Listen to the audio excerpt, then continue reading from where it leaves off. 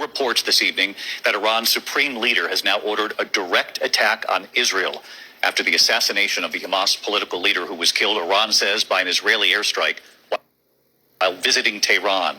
The attack coming just hours after Israel confirmed it killed a Hezbollah commander in Beirut. ABC's Matt Rivers from Tel Aviv.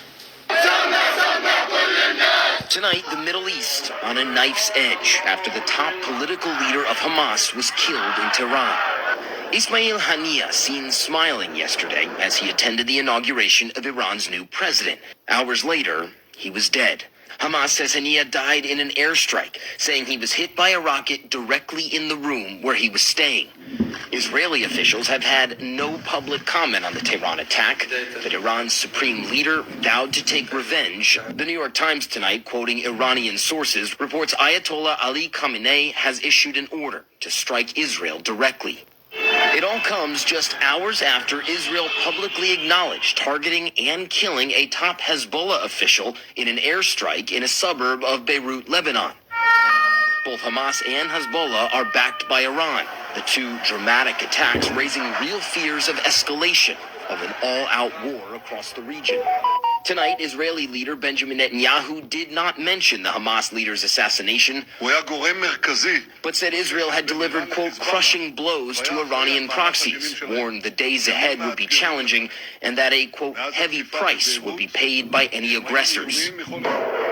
Last April, Iran retaliated against Israel with hundreds of missiles and drones after a deadly Israeli airstrike on the Iranian embassy in Damascus. Most were shot down with the help of the U.S. and others. Today, Secretary of State Antony Blinken saying the U.S. was not aware of or involved in the Tehran attack. What I do know is the enduring imperative of getting the ceasefire, and what I do know is we'll continue to work at that every day. But the slain Hamas leader Haniyeh was a key figure negotiating with Israel on a potential ceasefire and hostage exchange. The fate of those talks now in doubt. One senior Hamas official said today a deal had been, quote, close, but that the talks were now, quote, meaningless.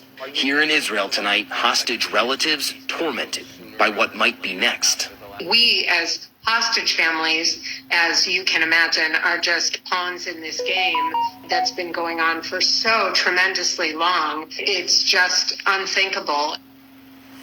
Let's bring in Matt Rivers from Tel Aviv tonight. Matt, these families of the hostages understandably distressed by the impact of this killing of a Hamas leader who was involved in these potential ceasefire and hostage talks.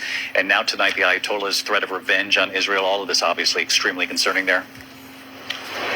Yeah, David, these families involved in all this extremely concerned about the assassination of such a crucial figure in these negotiations, potentially having a negative impact on the ability to get to a ceasefire deal. Meanwhile, you have all these looming threats from Iran, reports of the Ayatollah greenlighting a direct attack against Israel, all of it making for a very tense night in this part of the world. But David, about all those families and the mother who said we are just pawns in all of this.